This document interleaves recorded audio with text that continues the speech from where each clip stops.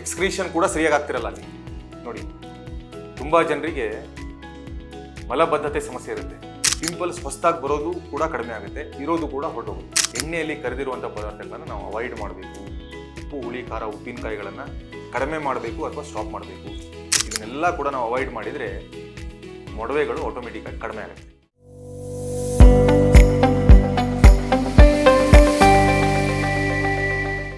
ಎಲ್ರಿಗೂ ನಮಸ್ಕಾರ. ನಾನು ನಿಮ್ಮ ಡಾಕ್ಟರ್ ಶರದ್ ಕುಲಕರ್ಣಿ, ಆಯುರ್ವೇದ ತಜ್ಞ, ಜೀವೋತ್ತಮ ಹೆಲ್ತ್ ಆಯುರ್ವೇದ ಕೇಂದ್ರ, ಬನ್ನೇರುಘಟ್ಟ ರಸ್ತೆ, ಬೆಂಗಳೂರು. ಮುಖದ ಮೇಲೆ ಬ್ಲೆಮಿಷಸ್ ಅಂತ ಏನು ಹೇಳ್ತೇವೆ, ಅಥವಾ ಮೊಡವೆ ಆಗಿಬಿಟ್ಟು ಏನು ಕಲೆ ಆಗುತ್ತೆ, ಕಲೆ ಉಳ್ಕೊಳ್ಳುತ್ತೆ, ಅಥವಾ ಮೊಡವೆನ ಅವ್ರೇನು ಪಿಕ್ ಮಾಡಿಬಿಟ್ಟು ಬಂದಿರುವಂಥ ಕಲೆಗಳೇನಿರುತ್ತೆ, ಅಥವಾ ಯಾವುದೋ ಬೇರೆ ಕಾರಣಗಳಿಂದ ಮುಖದ ಮೇಲೆ ಕಲೆಗಳು ಏನು ಬರುತ್ತೆ, ಮುಂಚೆ ಇರಲಿಲ್ಲ ಸರ್, ಇವಾಗ ಸ್ಟಾರ್ಟ್ ಆಗಿದೆ, 4 ತಿಂಗಳಾಯಿತು, 5 ತಿಂಗಳಾಯಿತು, 1 ವರ್ಷ ಆಯಿತು. ಸೊ ಅವರಿಗೆಲ್ಲ ಇವತ್ತಿನ ಈ ಸಂಚಿಕೆಯಲ್ಲಿ ನಾನು ನಿಮಗೆ ಈ ಬ್ಲೆಮಿಷಸ್ ಯಾಕೆ ಬರುತ್ತೆ, ಅದೇ ರೀತಿ ನಾವು ಅದನ್ನು ಹೇಗೆ ಸರಿ ಮಾಡಬಹುದು ಅಂತ ತಿಳಿಸಿಕೊಟ್ಟೆ. ಸೊ ಬ್ಲೆಮಿಷಸ್ ಬರೋದಕ್ಕೆ ಮುಖ್ಯವಾಗಿ ಮೊಡವೆಗಳೇ ಕಾರಣ. ಪಿಂಪಲ್ಸ್ ಬಂತು ಅಂತ ಹೇಳಿದರೆ ಬ್ಲೆಮಿಷಸ್. ನನ್ನ ಹಿಂದಿನ ಸಂಚಿಕೆಗಳಲ್ಲೂ ನಾನು ಪಿಂಪಲ್ಸ್ ಬಗ್ಗೆ ಡಿಸ್ಕಸ್ ಮಾಡಿದ್ದೇನೆ. ಎಸ್ಪೆಷಲಿ ಸಲೈವ, ಲಾಲಾರಸ, ಅದರ ಬಗ್ಗೆ ನಾವು ಡಿಸ್ಕಸ್ ಮಾಡ್ತಾ ಇದ್ವಿ. ಸೊ ಪಿಂಪಲ್ಸ್ ಎಲ್ಲೆಲ್ಲಿ ಬರುತ್ತೆ ಅಂತ ಹೇಳಿದರೆ, ಎಲ್ಲಿ ನಮ್ಮ ಡೈಜೆಸ್ಟಿವ್ ಸಿಸ್ಟಮ್ ಸರಿಯಾಗಿರಲ್ಲ ನೋಡಿ. ಎಲ್ಲ ಗಟ್ ಹೆಲ್ತಿಂದಾನೇ ಶುರುವಾಗುವಂಥದ್ದು ಮ್ಯಾಕ್ಸಿಮಮ್. ಡೈಜೆಸ್ಟಿವ್ ಸಿಸ್ಟಮ್ ಸರಿ ಇಲ್ಲ ಅಂದರೆ ಏನು ಸರ್ ಅಂತ ಹೇಳಿದರೆ, ನಮ್ಮ ಪಚನ ಶಕ್ತಿ ಇರಬಹುದು, ಅಂದರೆ ಜೀರ್ಣಶಕ್ತಿ, ಅಥವಾ ಎಕ್ಸ್ಕ್ರೀಷನ್ ಕೂಡ ಸರಿಯಾಗಿ ಆಗ್ತಿರಲ್ಲ ಅಲ್ಲಿ ನೋಡಿ. ತುಂಬ ಜನರಿಗೆ ಮಲಬದ್ಧತೆ ಸಮಸ್ಯೆ ಇರುತ್ತೆ, ಅವರಲ್ಲಿ ಮೊಡವೆಗಳು ಕಾಣಿಸ್ಕೊಳ್ಬೋದು. ಮೊಡವೆಗಳು ಕಾಣಿಸ್ಕೊಂತು ಅಂತ ಹೇಳಿದ್ರೆ ಬ್ಲೆಮಿಷಸ್ಗಳು ಕಾಣಿಸ್ಕೊಳ್ಳುತ್ತೆ ಹೆಚ್ಚಾಗಿ. ಸೊ ನಾವು ಮೊಡವೆಗಳನ್ನು ಪ್ರಿವೆಂಟ್ ಮಾಡಿದರೆ ಬ್ಲೆಮಿಷಸ್ಗಳನ್ನು ಪ್ರಿವೆಂಟ್ ಮಾಡ್ಬೋದು. ಇದು ಸೈನ್ಸ್, ಸಿಂಪಲ್. ಸೊ ಪಿಂಪಲ್ಸ್ ಹೇಗೆ ಪ್ರಿವೆಂಟ್ ಮಾಡ್ಬೋದು ಸರ್ ಅಂತ ಹೇಳಿದರೆ, ಕಹಿ ಪದಾರ್ಥಗಳ ಸೇವನೆ, ಹಾಗಲಕಾಯಿ ಇರಬಹುದು, ಅಥವಾ ಬೇವು ಇರಬಹುದು, ಕಹಿ ಬೇವು. ಇದನ್ನು ನಾವು ನಿಯಮಿತವಾಗಿ ಹೇಗೆ ನಾನು ಸೇವನೆ ಮಾಡಬೇಕಂತ ಕೂಡ ಹಿಂದಿನ ಸಂಚಿಕೆಗಳಲ್ಲಿ ಹೇಳಿದ್ದೇನೆ. ಅದನ್ನು ನಾವು ಸೇವನೆ ಮಾಡ್ತಾ ಇದ್ದರೆ ಪಿಂಪಲ್ಸ್ ಹೊಸದಾಗಿ ಬರೋದು ಕೂಡ ಕಡಿಮೆ ಆಗುತ್ತೆ, ಇರೋದು ಕೂಡ ಹೊರಟೋಗುತ್ತೆ. ಸೊ ಈ ರೀತಿ. ಇನ್ನು ಡಯಟಲ್ಲಿ ಹೇಗೆ ಸರ್, ಏನು ಚೇಂಜಸ್ ಇರಬೇಕು ಅಂತ ಹೇಳಿದರೆ, ಮೊದಲನೇದಾಗಿ ಎಣ್ಣೆಯಲ್ಲಿ ಕರೆದಿರುವಂಥ ಪದಾರ್ಥಗಳನ್ನು ನಾವು ಅವಾಯ್ಡ್ ಮಾಡಬೇಕು. ಉಪ್ಪು, ಹುಳಿ, ಖಾರ, ಉಪ್ಪಿನಕಾಯಿಗಳನ್ನು ಕಡಿಮೆ ಮಾಡಬೇಕು ಅಥವಾ ಸ್ಟಾಪ್ ಮಾಡಬೇಕು. ಅಲ್ಟ್ರಾ ಪ್ರೊಸೆಸ್ಡ್ ಫುಡ್ಸು ಅಥವಾ ತುಂಬಾ ಸ್ವೀಟ್ಸ್ ತಿಂತಿರುವಂಥದ್ದು, ಲೇಟ್ ನೈಟ್ ಡಿನ್ನರ್ ಮಾಡುವಂಥದ್ದು, ರಾತ್ರಿ ಹೊತ್ತಲ್ಲಿ ಮೊಸರಿನ ಸೇವನೆ ಮಾಡುವಂಥದ್ದು, ಇದನ್ನೆಲ್ಲ ಕೂಡ ನಾವು ಅವಾಯ್ಡ್ ಮಾಡಿದರೆ ಮೊಡವೆಗಳು ಆಟೋಮೆಟಿಕ್ಕಾಗಿ ಕಡಿಮೆ ಆಗುತ್ತೆ. ಮೊಡವೆ ಕಡಿಮೆ ಆಯಿತು ಅಂದರೆ ಅಗೇನ್ ಬ್ಲೆಮಿಷಸ್ ಕಡಿಮೆ ಆಗುತ್ತೆ.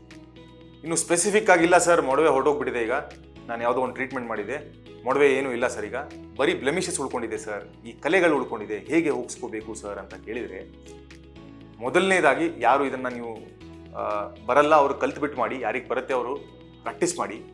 ವಾರಕ್ಕೆ 1 ಸರಿ ಅಥವಾ 15 ದಿವಸಕ್ಕೆ 1 ಸರಿ ಜಲನೀತಿಯನ್ನು ಮಾಡುವಂಥದ್ದು. ಹೇಗೆ ಸರ್ ಇದನ್ನು ಮಾಡುವಂಥದ್ದು, ಹೇಗೆ ಮಾಡೋದು ಅಂತ ಕೇಳಿದರೆ, ಕ್ಲಿಯರ್ ಫಿಲ್ಟರ್ ವಾಟರ್ ಅದನ್ನು ಫುಲ್ಲು ಬಾಯ್ಲ್ ಮಾಡಿಬಿಟ್ಟು ಉಗುರು ಬೆಚ್ಚಿಗಾಗುವವರೆಗೂ ವೆಯ್ಟ್ ಮಾಡಬೇಕು. ಕ್ಲೀನ್ ವೆಸಲ್ಸ್ ಇರಬೇಕು. ಜಲನೀತಿ ಪಾಟ್ ಏನಿರುತ್ತೆ ಅದನ್ನು ತುಂಬ ಕ್ಲೀನ್ ಮಾಡಿರಬೇಕು ನೀವು. ಅದನ್ನು ಕಂಪ್ಲೀಟಾಗಿ ಬಿಸಿ ನೀರಲ್ಲಿ ಕ್ಲೀನ್ ಮಾಡಿ, ಫುಲ್ ಬಾಯ್ಲ್ ಆಗಿರುವಂಥ ನೀರನ್ನು ಉಗುರು ಬೆಚ್ಚಗಾದ್ಮೇಲೆ ಅದರಲ್ಲಿ ಫಿಲ್ ಮಾಡಿ, ಒಂದು ಸ್ವಲ್ಪ ಉಪ್ಪನ್ನು ಬೆರೆಸಿ, ಸೈಂಧ ಲವಣ ಇದು ಪರವಾಗಿಲ್ಲ, ಅದನ್ನು ಒಂದು ಮೂಗಿನ ಹೊರಳೆಯಲ್ಲಿ ಹಾಕಿ ಮತ್ತೊಂದು ಮೂಗಿನಿಂದ ನೀರನ್ನು ತರಿಸುವಂಥದ್ದು, ಮತ್ತು ಈ ಮೂಗಿನ ಹೊರಳೆಯಲ್ಲಿ ಹಾಕಿಬಿಟ್ಟು ಈ ಮೂಗಿನಲ್ಲಿ ತರಿಸುವಂಥದ್ದು. ಸ್ವಲ್ಪ ಹೆಡ್ಡನ್ನು ಟಿಲ್ಟ್ ಮಾಡಬೇಕು. ಅದಕ್ಕೆ ಒಂದು ವಿಧಾನ ಇದೆ, ಅಲ್ಲಿ ಸೂಪರ್ವಿಷನ್ ಖಂಡಿತವಾಗ್ಲೂ ಬೇಕು. ಯಾರೆಲ್ಲ ಆಲ್ರೆಡಿ ಮಾಡ್ತಾ ಇದ್ದೀರಾ, ನೀವು ಪ್ರಾಕ್ಟೀಸ್ ಮಾಡ್ತಾ ಇರಿ, ಬ್ಲೆಮಿಷಸ್ ಖಂಡಿತವಾಗ್ಲೂ ಹೊರಟೋಗುತ್ತೆ. ಯಾರೆಲ್ಲ ನೀವು ಅದನ್ನ ಕಲಿಬೇಕು ಅಂತ ಇಚ್ಛೆ ಇದೆ, ನಂಗೆ ಹೆದರಿಕೆ ಇಲ್ಲ ಸರ್, ನಾನು ಇದನ್ನು ಮಾಡಬಹುದು ಅಂತ ಹೇಳೋರು ಖಂಡಿತವಾಗ್ಲೂ ಇದನ್ನು ಮಾಡಿ. ಇಲ್ಲ ಸರ್, ಇದೆಲ್ಲ ಆಗಲ್ಲ ನನ್ನ ಕೈಯಲ್ಲಿ, ಬೇರೆ ಏನಾದರೂ ಹೇಳಿ ಅಂತ ಹೇಳೋರಿಗೆ ಮುಂದಿನ ನಾನು ಪರಿಹಾರಗಳನ್ನು ಹೇಳ್ತೀನಿ ಈಗ. ಸೊ ನೀವು ಫೋರ್ಸಿಬಲಿ ಮಾಡಬೇಕಾಗಿಲ್ಲ, ನಿಮಗೆ ಇಚ್ಛೆ ಇದ್ದರೆ ಮಾತ್ರ ಅದನ್ನು ಕಲಿತುಬಿಟ್ಟು ಮಾಡಿ, ತುಂಬ ಒಳ್ಳೆಯದು.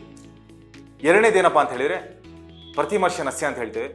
2 ಮೂಗಿನ ಹೊರಳೆಯಲ್ಲಿ ಉಗುರು ಬೆಚ್ಚಿಗಿರುವಂಥ ಎಳ್ಳೆಣ್ಣೆ, ಎಳ್ಳು ಅಂದರೆ ಸಿಸಿಮಿ ಸೀಡ್ಸ್, ಎಳ್ಳು. ತುಂಬ ಜನ ಕನ್ಫ್ಯೂಸ್ ಮಾಡ್ಕೊತಿರ್ತಾರೆ, ಹರಳೆಣ್ಣೆನ ಎಳ್ಳೆಣ್ಣೆನ ಸರ್ ಅಂತ. ಎಳ್ಳೆಣ್ಣೆ. ಸೊ ಅದನ್ನು 2 ಡ್ರಾಪ್ ರಾತ್ರಿ ನಿದ್ರೆ ಮಾಡುವಾಗ ಈ ಮೂಗಿನ ಹೊರಳೆಯಲ್ಲಿ 2 ಡ್ರಾಪು, ಇಲ್ಲಿ 2 ಡ್ರಾಪ್. ಅದೇ ರೀತಿ ಬೆಳಗ್ಗೆ ಎದ್ದ ತಕ್ಷಣ ಕೂಡ ಅದನ್ನೇ ಫಾಲೋ ಮಾಡಬೇಕು. ಇದನ್ನು ನಿಯಮಿತವಾಗಿ ನೀವು ಕಂಟಿನ್ಯೂಸ್ ಆಗಿ 3 ರಿಂದ 4 ವಾರ ಮಾಡ್ತಾ ಇರಬೇಕು. ಇದು ಕೂಡ ಹೆಲ್ಪ್ ಆಗುತ್ತೆ, ಬ್ಲೆಮಿಷಸ್ ಕಡಿಮೆ ಆಗುತ್ತೆ. ಅದೇ ರೀತಿ ಫೇಶಿಯಲ್ ಸ್ಕಿನ್ ಗ್ಲೋ ಬರುತ್ತೆ, ಇಂಟರ್ನಲ್ ಆಯಿಲಿಂಗ್ ಆಗುತ್ತೆ ಚೆನ್ನಾಗಿ. ನೀವೇನೋ ಒಳ್ಳೆ ಮಾಯಿಶ್ಚರೈಸರ್ ಹಚ್ಚಿ ಫೌಂಡೇಶನ್ ಹಚ್ಚಿ ನಮಗೆ ಕಾಣ್ತಾ ಇರುತ್ತೆ, ಆದರೆ ಏನು ಹಚ್ಚೋದು ಬೇಕಾಗಿಲ್ಲ.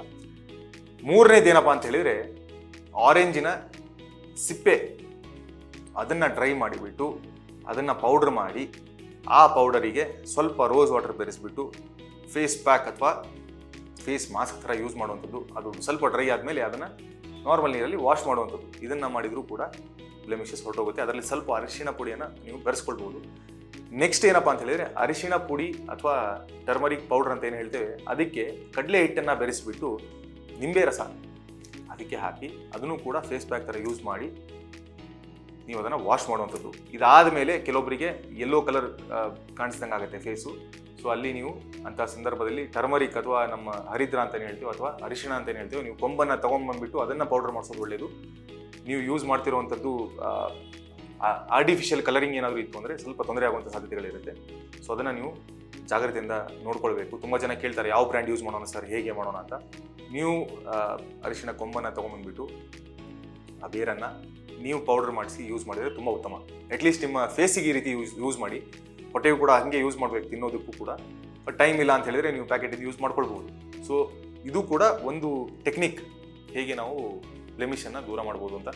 ಎಲ್ಲದರಲ್ಲೂ ಕೂಡ ನಿಯಮಿತವಾಗಿ ವ್ಯಾಯಾಮ ಮತ್ತು ಆಹಾರದಲ್ಲಿ ಡಿಸಿಪ್ಲಿನ್ ತುಂಬ ಇಂಪಾರ್ಟೆಂಟ್. ಸೊ ವ್ಯಾಯಾಮ ಅಂತ ಹೇಳಿದರೆ ಅಗೇನ್ ಯಾರೆಲ್ಲ ಶೀರ್ಷಾಸನ ಮಾಡಬಹುದು ಅವರು ಖಾಲಿ ಹೊಟ್ಟೆಯಲ್ಲಿ ಬೆಳಿಗ್ಗೆ 2 ನಿಮಿಷ ಶೀರ್ಷಾಸನ ಮಾಡಿ.